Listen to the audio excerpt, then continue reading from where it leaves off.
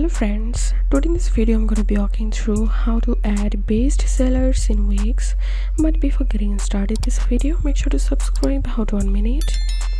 So first of all, open your site dashboard and click on store products, and here you will get all the products which are uploaded on your store. So I'm going to selecting this one because I want to add the best seller to these products. So I'm selecting this product from here and I scroll down, and here you'll find this ribbon option, and now here you have to put best sellers.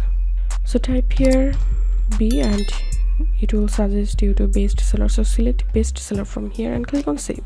So this is how we can add best seller in Wix. If you have any questions, feel free to post in description. If you think to see more WordPress videos, please check the links in descriptions. If this video helped you, give a thumbs up and please consider subscribe. How to 1 minute. Thank you for watching.